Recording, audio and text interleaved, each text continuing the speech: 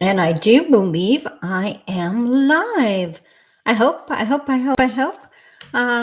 I was going to be talking to myself today, which is totally cool. I do that with every video, but I do see someone's here. So hopefully I do realize it's like December 30th. People are still on vacay, or they're getting ready for New Year's Eve, or they're just chilling because it's Saturday. Or in our case, they're outside enjoying the fact that we don't have any snow. So, can you give me a thumbs up or comment if you can hear me? I am really, really hoping this is working. If it is, this is going to be a very short live if it isn't. Okay, I don't see any responses. I see little green lights saying that there's volume, so I'm going to assume you can hear me. Bonjour, Mishko Paganon Quain Additional Cosmondo Dem. Hi, everybody. It's Sandi Boucher here once again with the last YouTube live of 2023. I'm releasing the last episode of my podcast today, so I thought, why not do both at the same time? I'll do a Facebook live, a YouTube live, and release it as my podcast episode, and then we can all just celebrate what was 2023, whether we're celebrating the great stuff or celebrating that we survived. Either way, and then we can start packing a good canoe for 2024. So there were 4 different things. Oh, now I see a couple more people joining. That's awesome. Love it. You know what? Use the chat. Let me know where you're coming in from. Where are you tuning in from? That's always exciting to see, because rarely is it local. People from all over check in. So hopefully I can see the chat. If that, Vermont. Okay. Now this might be a stereotype. I don't know. And I don't know a lot about Vermont, but everything I've seen and heard about Vermont, it seems like it's a beautiful place to be. So, definitely some place I would love to check out in my travels. I'm going to have to grab a map and find out how far away Vermont is. I don't think it's terribly far. I've driven to Louisiana, so it's not as far as that. Hi, Debbie from Oshawa. Yes, good old Oshawa. I love Oshawa. I miss Oshawa. Yay. So, as I mentioned in my little preview of today's YouTube Live, there are 4 different things I wanted to talk about. But before I do that, I don't know about you, but I'm a huge fan of check marks. And I don't mean that check mark, I did something right. I mean points in time where I look back on what I've done. Did I like that? Do I want to repeat that? Do I want to improve on that? Do I want to scrap that completely? That kind of stuff. It is never about beating yourself up. It is about acknowledging what worked and committing to reevaluating things if that's what needs be. And the end of the year is the perfect time to do that. So before we get into the 4 things I wanted to share, I have lots of cards for you today, but I have 4 questions I wanted to ask you. And what I want you to do is give yourself a score from 1 to 10. 1 means, that didn't go well in 2023. 10 means I rocked that. And I totally want to repeat that. Exactly what I did in 2023 is what I want to do in 2024, because I knocked that one out of the park. So the first one is the one I happen to think is the most important. It's also the one that a lot of people score really low on. And again, we're not beating ourselves up. But if you score like a 1 or 2 in this area, heads up that that's something you need to address and fix in the new year. All of these are totally within your control.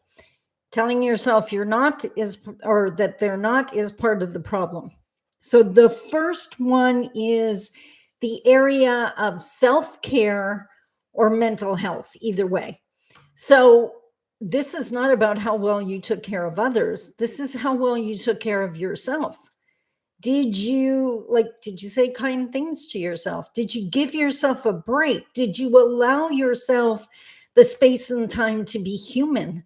It's okay to make mistakes. That's how we learn. And guess what? As a human, you're going to make mistakes. You're never getting past that. If you're not making a mistake, that means you're not trying anything new. And that means your life's over before it ends.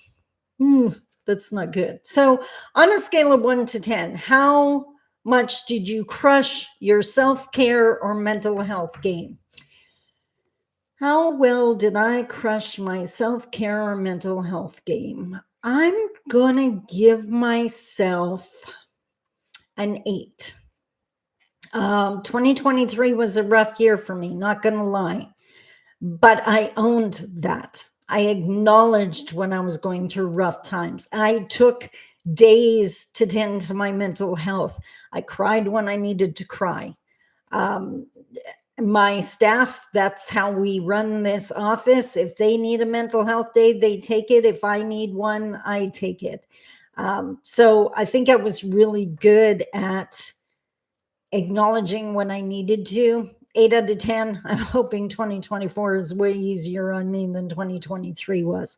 That's for sure. So, hi Janice, how are you? So how did you do? No, you don't need to tell me. Just write it down. Like if you want to tell me in chat, knock your socks off. But you don't have to. That could be personal. Maybe you don't want to share that. You don't know the other people in the room. I totally respect that.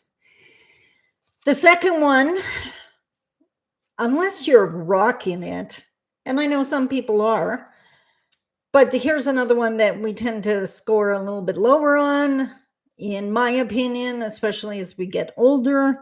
And that is, how did you score in the area of your physical health?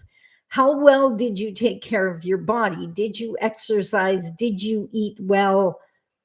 Score a 1 to 10. 1, no, sucked. Didn't take care of myself at all. 10, I crushed it. I definitely have to repeat that in 2024. So how did I do physically? So better. Can I say better? Ooh, 4 thumbs up. I love it. What am I going to give myself here? I am going to give myself a 6. Hi, Ryan. Peace from downtown Toronto. Oh my God. I lived in Toronto for 5 years. I really enjoy your words. I've had a busy year and I'm studying community support work. I'm learning we must seek balance and yes, tend to our mental health. 100%. 100%. So glad you recognize that, Ryan. How did I do with my physical health? Like I said, I'm going to say I did better. I'm going to give myself a score of 6. So eating better, exercising more often, got in a workout this morning, just finished. My hair is still kind of wet from my shower after my workout. So getting better, but definitely got to get better still. My family health history isn't the greatest. I am coming up on my 60th birthday in 2024. So I want to make sure I'm around with the energy I love for as long as possible. I got grandkids to enjoy. So yeah, I'm going to give myself a 6. What did I give myself in the first? I should write these down. I gave myself an 8 because then you can put this aside someplace you can find it end of December next year. See if your scores went up. And I'm giving myself a 6 on physical health. Next one, relationships.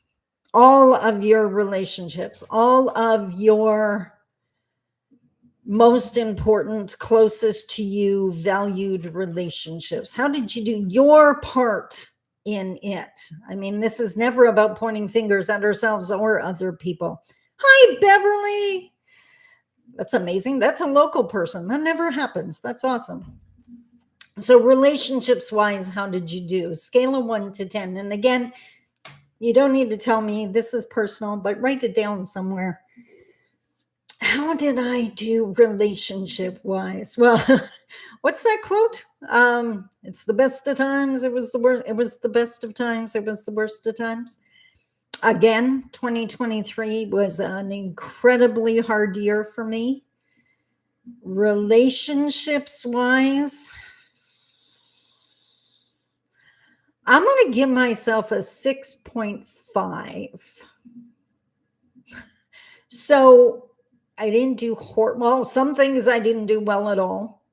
Some things I did do well. Some things I probably could have done better. So, yeah, I'm going to give myself a 6.5. I think, and none of this is beating myself up. I hope your scores are not beating yourself up.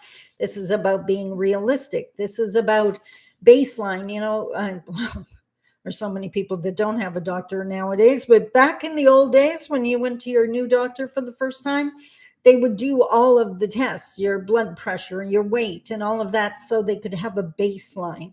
This is what we're working. This is where we're starting, whatever it is. Not good, not bad, just baseline. And we'll see where it goes from here. So that's what this is about, is coming up with your baseline. So we talked about how you did in the self-care mental health area, how you did physically with your physical health, how you did relationships. And then the last one we got to talk about, because it has a lot to do with independence, and that's financially. How did you do? Did better, worse? You had what you needed, you didn't have what you need. Again, not about beating yourself up, but baseline, coming up with that baseline. So how did I do financially? I didn't hit my target. Okay, but I increase my target every single year, so sometimes that happens.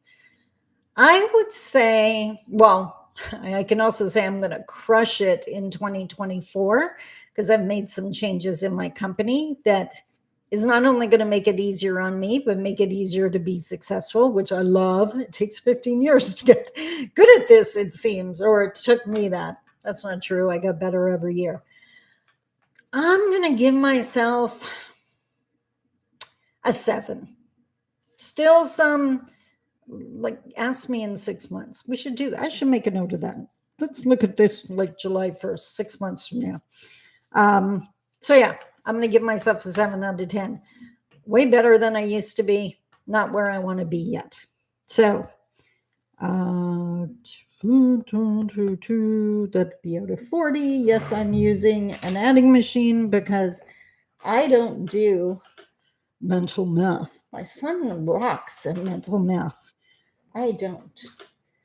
So total that divided by, oops, 29.5 divided by 4 equals 6.88. So my average is just under 7. Rock the 60 with love and joy. I am crushing 60, Janice. I worked hard to be 60. Took a lot of time to get here. So yeah, so 6.88 is my average. What you do is add up your 4 scores, divide by 4 to get your average. I'm going to do that. I got to write that in my day book, that in 6 months, I'm going to check back in on this.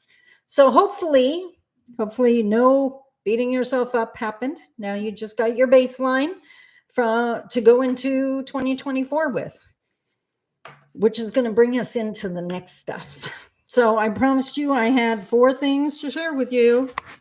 Pick a card, any card. No, we're going to do them in order. The first one, which was the title on the thumbnail for this video, was what I consider the greatest Anishinaabe teaching. And that's probably going against my teachings, because there is no hierarchy, higher or lower, less than, any of that in Anishinaabe culture. So I'm really not talking about value. I guess I'm talking about value to me, the teaching that has helped me and saved me and kept me on the path to becoming the woman I want to be consistently over and over and over. So I did want to touch on some of the teachings, so you know what I'm comparing this to. So the first one, I did 7 different videos on the 7 grandfather teachings. And those are everything to me. trying to be the human that lives the 7 grandfather teachings and not blowing smoke up my butt, not doing it because other people are watching, but doing it honestly. Deb Waywin, living my truth, being honest with other people, being humble and acknowledging all of the people that helped me be here. Being respectful not only of other people, but of myself, being respectful of the body that Creator gifted me. I mean, all of the 7 grandfather teachings are absolutely amazing. I think of them more as like highway signs. Like if you're starting to veer off the road, you see one of the 7 grandfather teachings and it gets you to turn the wheel and come back on the path. So I can't imagine my life without the 7 grandfather teachings. But you kind of got to be on the highway for me to appreciate them. There's something that comes first before that for me. Another one I wanted to touch on is actually the grandmother teachings or the women's teachings. And I am not sharing those here because I am not a fan of people that just share sacred teachings willy-nilly, not even sure if the people receiving them will respect them. I just don't. I believe that knowledge, you earn the right to have access to that knowledge, and that's usually by building a relationship with someone. So I'm not just putting that out on the internet. That's just not my teachings.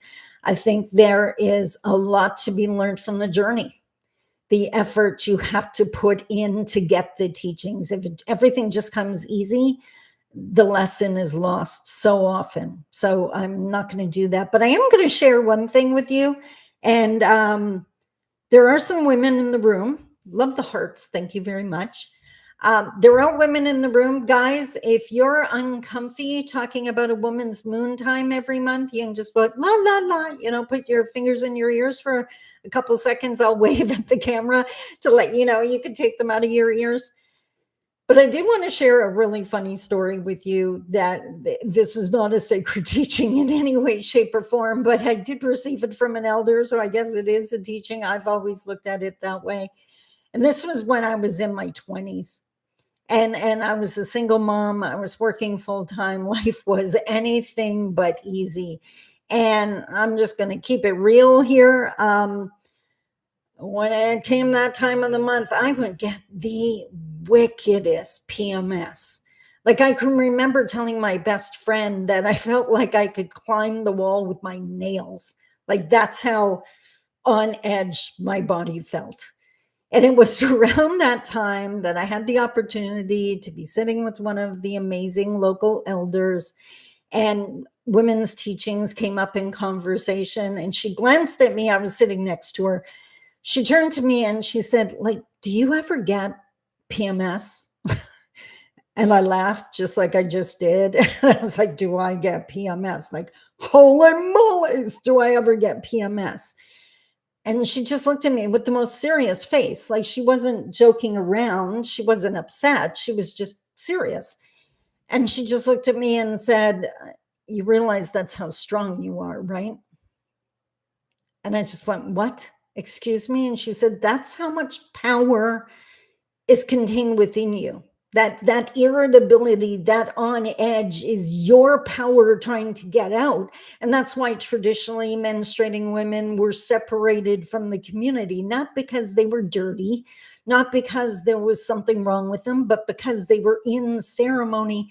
And it took everything they had to focus on that ceremony to acknowledge that power and that energy and not release it onto their partner or their children or their community members, which is what often happens when a woman is not allowed to isolate and be in ceremony in that time. So for all you females watching, or if you know younger females, feel free to share that with them, that irritability, that's their strength. Trying to bust out. They have to learn how to control it and bring it out when they need to use it and not just when it wants to. Just like driving a car, you learn to when to hit the gas pedal and when to hit the brakes. But that's their power. We are not weak. That's a stereotype that's been around for way too long. And I just really wanted to share that with you. So, guys, you can take your hands out of your ears now. We're good. We're good. We're good. The other teaching I wanted to touch on, and I still think there's one, like, I mean, the women's teachings were huge, important to me, and definitely keep me grounded. But another teaching, oh, thanks, TJ. I appreciate that. Indian time. And I talked about that in a previous video, that not the stereotype, not the excuse to be late and disrespectful. That's not what I'm talking about at all. That's the warped out, colonized version of a sacred teaching. I mean, keeping in mind constantly that everything happens when it's meant to. That if something was meant to happen today, it will happen today. And if it doesn't, it wasn't meant to. Something else had to happen first before that could happen. My mom used to always say, when I was a young woman and I haven't found the love of my life yet, all that drama. She used to point out that it was her teachings that the man I needed, my warrior, my partner, was off becoming the man I would need him to be. He's off becoming the partner I deserve. And what I need to be focusing on is not the fact that he isn't here. I need to be focusing on becoming the partner he's going to deserve. So I need to be working on myself. I need to be doing my self-care and my education and gathering my wisdom and experiences so that when Creator does cross our paths, we will be ready for each other. Right? So that's Indian time, things happening when they're meant to. And that has definitely saved me a lot of frustration over the years. I shared in the previous video that I was supposed to do a seminar in one of our First Nation communities. There was a death in the community, so the seminar was canceled. Everything was canceled so the community could focus on tending to the family that was grieving. By the time I came to do the seminar again, or like it was rescheduled, I came for the new date, the seminar had totally changed because I had received so many teachings between when it was originally scheduled and when it actually happened that the seminar I was able to deliver was 110% more powerful than the original version. Something had to happen first before that seminar was meant to happen. In some cases, it's maybe someone can attend at the original date and Creator knows they need to be there. So the event has to be rescheduled until they can make it. You may never know why it couldn't happen on a certain date. Just trust that it couldn't, that something had to happen. So what do I think is the greatest Anishinaabe teaching that was passed down to me from my mom? It's not the 7 grandfather teachings. It's not Indian time. It's not the women's teachings. Everything happens for a reason, but also when it's meant to happen, Debbie. So it's way more than that. So the teaching that grounds me and saves me time and time again, and if you are non-Indigenous, this one might freak you right out. This is that difference between Indigenous worldview and mainstream worldview. I sleep soundly at night because I know without a doubt I have zero control over things. That the only thing I control is me. I don't control the weather. I don't control other people. I don't control even my bottom line for a year because I can plan and I can do my best to have things work out, but there are going to be things I don't control. And so I see so many people totally, completely stressed out because they have anxiety. So what they're trying to do as a solution is control everything, which only increases their anxiety because they can't. You can't. You are one of the puzzle pieces. You are not the puzzle maker. You are an essential puzzle piece, but you don't control the other pieces. So every single time something doesn't work out the way I thought it would, or something happens that totally surprises me. An email comes in, an opportunity, a text message, I get to meet someone new. That is a beautiful reminder that I'm not in charge. And I am so totally cool with that. When I go to bed at night, hi, Lamar. When I go to bed at night, I'm proud of what I've done, proud of who I am as a woman, how I treated other people that day, how much I did with the gift that was this day. I'm not into wasting time. My parents didn't waste time. All of this, you got to take personal time. I'm not a huge fan of that. Now, don't get me wrong. I don't exhaust myself. I don't burn myself out. Balance is one of our sacred teachings as well. But my parents worked every day of their lives. They may not have been at a job. They were working at home or taking care of their kids. I consider running my company the same as raising my children. You don't just neglect them for 2 days because it's Saturday, Sunday, right? So keeping in mind that I do not control the river, but I decide if I'm paddling and how far and how fast and whether I need to portage or not. That, to me, is the teaching that has saved me time and time again, that allows me to enjoy this journey because I'm not stressing out. If someone does something that I really wish they hadn't, wrong side of the feather, that's not my journey, that's theirs, right? And if I'm disappointed, then I had a version of them in my mind that isn't even accurate because they're showing me who they are. I have the choice of accepting that or keep frustrating myself. So I don't control who's watching this right now. I have no idea. Well, I know a few people that are in the room, but I didn't know who was going to show up today. I trusted the creator will bring the people to this video that need to see it, whether it's here while we're doing it live or in the replay. Most of when I do a seminar, I know it's not for me. I'm sharing those stories and sharing that information to help the people in the audience. And if some story pops into my head, I know that's creator telling me someone in the audience needs to hear this story. And sometimes it's totally on point. And sometimes to me, it seems a little off field. And I tell them that I have no idea who needs to hear this, but somebody does. So I'm going to share it. So there you have it, what I think is the greatest Anishinaabe teaching passed down to me from my mom.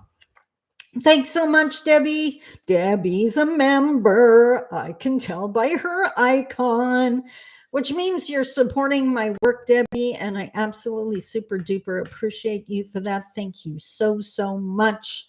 I'm so glad you made it too, TJ. We are on the next index card now. Gone through 2 of them. There's 5 in total. Okay, Debbie, that was like the coolest little icon person ever. Sandy, my phone's going to shut off soon. Oh, thanks for the heads up, Beth. That sucks, but like, thanks for the heads up. I won't worry then if you just disappear. If you ghost me. I know you would never do that, hun. Now, one of the phrases a lot of Anishinaabe people use is, and I know my elder used to use it all the time, she would talk about packing a good canoe. And this is, if you're mainstream and you're into the calendar year, then this is the perfect time to pack a good canoe. Because guess what? Hard times are going to happen next year. Good times are going to happen too, but the hard times. Good times, you're probably going to be able to handle those without a lot of planning. But now's the time to plan for the hard times. Like, for example, thanks, Bev, you too. For example, I had a friend who constantly had an older vehicle through no fault of her own. I mean, that was the income she made and that's all she could afford, whatever. The point is, if you have an older vehicle, you know it's going to break down. You know it's going to need repairs. And if you are not setting money aside, even like $5 a week or $10 a month, whatever the case may be, then you are not packing a good canoe. If you did not buy a winter coat or get your hands on a winter coat or go to, one of those secondhand stores or whatever to get yourself a coat and your kids a coat, you are not packing a good canoe. Praying that it doesn't get cold isn't going to help. You have to prepare for it. The other thing, you're just awesome, Z. You're here. That's amazing. The one thing, I totally forgot my train of thought there. Well, just that packing a good canoe. Oh, I know what it is. Brene Brown. Everyone knows I'm a huge fan of Brene Brown. She talks about your square squad, that you take a tiny little inch by inch piece of paper and you put the names on it of the most important people in your life, the people that you want to be proud of you. And obviously only a few names are going to fit on that paper. That's the point. Then you bring it down to the most important people, and everyone else's opinion of you doesn't matter. Make sure your square squad is impressed with you. The other thing I used to do when I was going through a hard time is, you remember that game show? I forget what it was called, but you could phone a friend. You had to answer the questions, and if you were stuck, you could phone a friend and they'd give you a hint or help you figure out which one of the answers was right. If you go through a really hard time, which friend are you calling? I used to, who wants to be a millionaire? That's what it was. Debbie, thank you so much. Me. In answer to that question. Thanks, Janice. What I highly, highly suggest right now, and I used to have a list over my desk when I was going through a hard time shortly after my mom passed away, is you come up with a list of the people you can call. And you put their name and their phone number right on that piece of paper. And yes, you don't need to know their phone number because they're probably in your phone, but you know what I mean. Just seeing that list when you're struggling reminds you that, oh, Lamar, tier 3, thank you so much. Just seeing that list reminds you you're not alone, reminds you that you have people that will throw you that life preserver when you're drowning. And I mean, these are the people that are going to answer the phone at 2 a.m. Please do not put me on my list because I put well, that's not true. I do put my phone on silent at night because sleep is part of physical health. But the most important people, my children and my brother, it is set. So if they called, that call would go through. No one else's would, but theirs would. Come up with your squad. Come up with your support team. Who you could call. Now, you know what? And I even divided it into different lists at one point. Who could I call for business advice? Who could I call for parenting advice? Who could I call for just woman in her 50s advice? That kind of stuff. So come up with your list. That is packing a good canoe.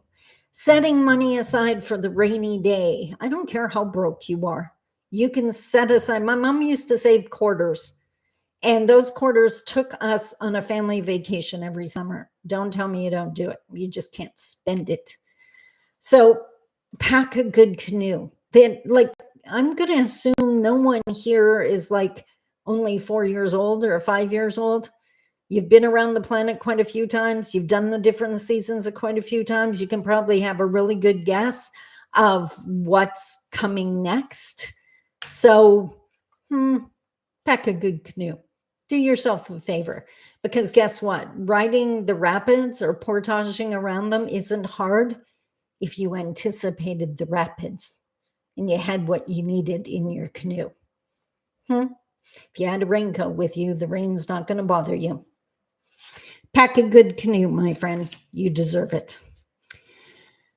I promise to share with you. Now, this I find exciting. You may find it totally lame, but to me, it's absolutely exciting. One thing I have been doing for years, we had a Christmas account at bank, $5 a week. That's absolutely awesome, Carol. You know what I used to do when my kids were little?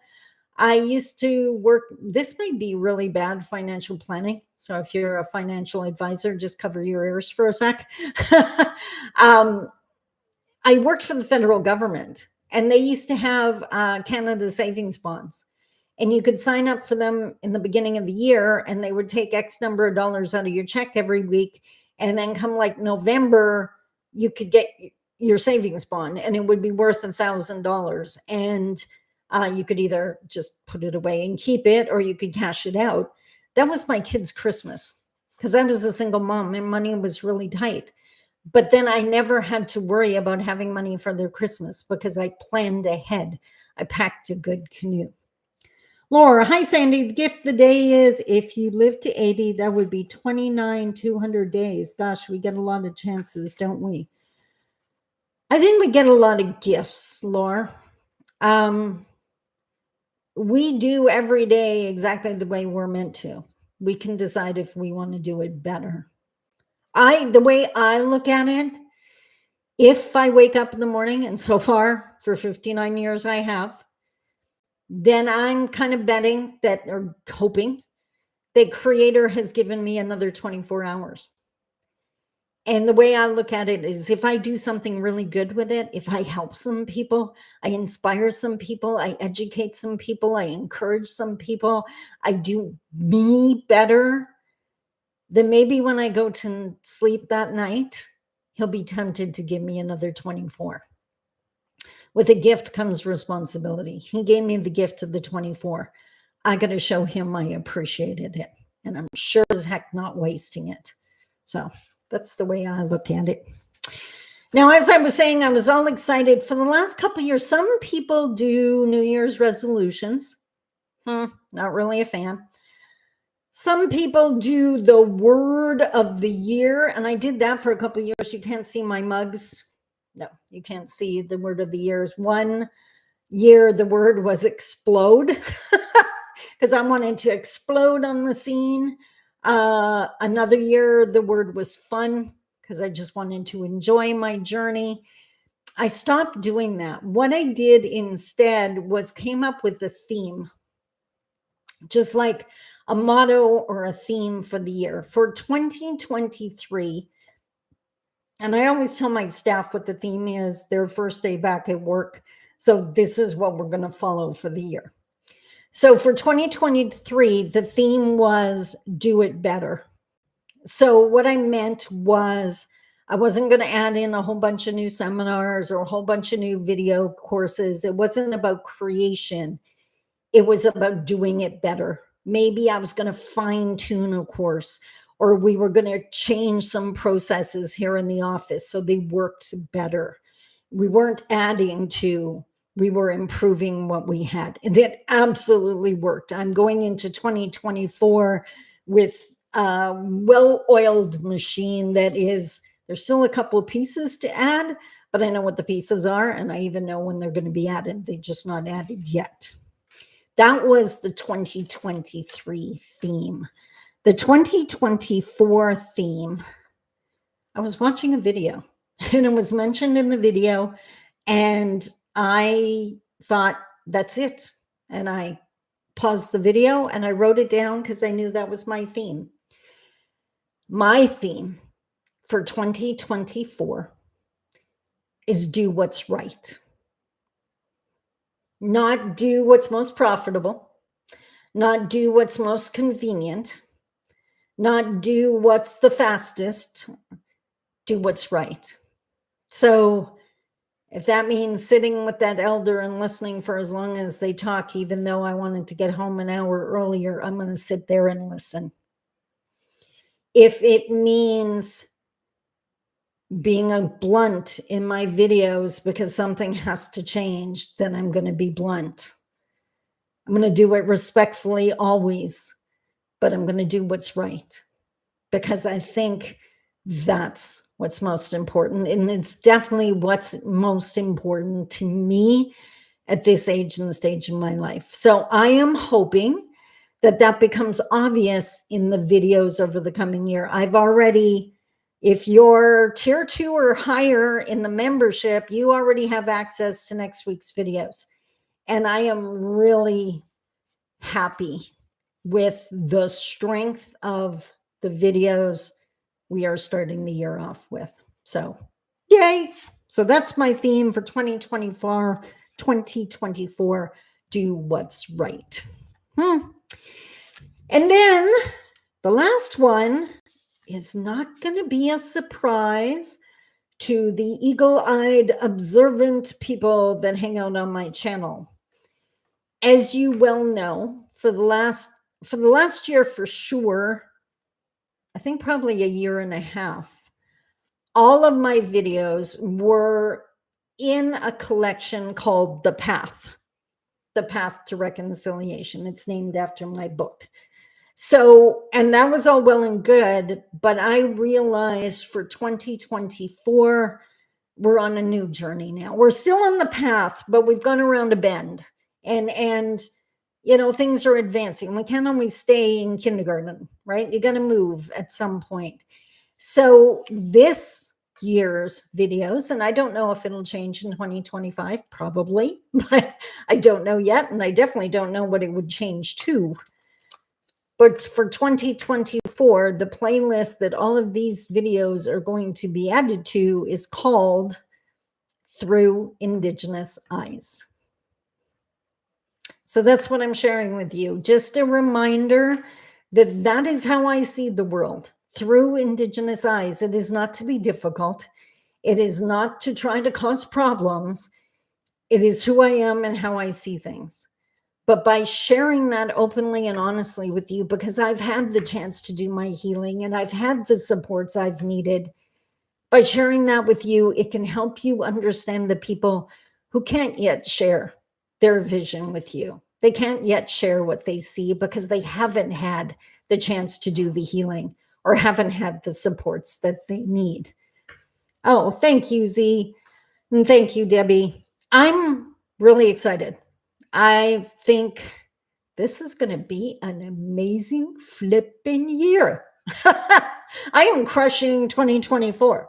And I'm hoping that you choose to come along on this journey with me, because I think it's going to be epic. It is going to be a great year, TJ. Thank you so, so much. And by the way, this is a perfect opportunity to say thank you, Chimigwich, which means huge thank you to everyone that chooses to like a video, to comment. I love the comments. To some of you have even called out problematic comments, like I just want to send you gifts. These guys are flipping amazing. Like I just love my allies. Sharing the videos with people who need them. I just love it. Love it, love it, love it. So thank you so, so much for all of that. On that note, I'm still on vacation. Can't you tell? I am going to go enjoy the rest of my afternoon. Oh, thank you so much, Debbie. Mwah, I appreciate you. I'm going to go enjoy the rest of my afternoon. And once I upload, well, I think it's pretty automatic that this gets uploaded to YouTube. But oh, by the way, the lives will still be under the Path podcast. We're just in season 2 now. Yay! Thank you. Thank you. Thank you. Thank you. I will leave you alone tomorrow. And unless you're on my email list, then of course, if you signed up at sandyboucher.com to get on my daily email list, then tomorrow you get a preview of all the blog posts and videos that are coming out this week. If you're a membership, in the membership, you can go watch the videos now. But otherwise, I will see you on Monday morning with the first of this week's daily videos. I love you. Take care of yourself so you can score 10 on that self-care in 6 months. I love you. Bye-bye. Happy New Year. Bye-bye.